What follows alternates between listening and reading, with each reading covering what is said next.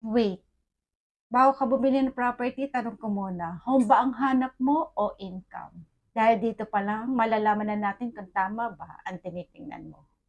Sa real estate, may dalawang klase ng buyer, end user at investors. Hindi sila pareho ng mindset, hindi sila pareho ng hinahanap. At kung mali ang approach mo, baka maling property ang mabili mo. Kaya ikaw ang bibili para tirahan, iba ang focus mo.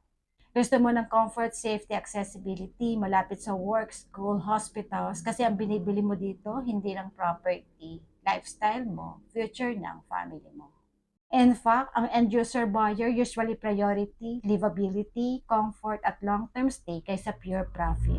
Kaya, emotional ang decision. Masaya ba dito? Safe ba ang family ko dito? Pero kung investor ka, ibang usapan na. Hindi mo tatanungin maganda ba ang view. Ang tanong mo, magkanong rental yield. Ilang percent ang appreciation, positive ba ang cash flow. Kasi ang property para sa'yo, asset yan, income generating machine. Investors focus on ROI, rental income, at future value appreciation, not personal use. Dito, logic ang labanan, numbers over emotions. Parehong tamang end user at investor. Pero magkaiba ng strategy. So ngayon, tanong ko ulit, ikaw, ano ang goal mo? Peace of mind o math? Because once klaro ang goal mo, doon ka lang makakapili ng tamang property. Comment goal and let's talk.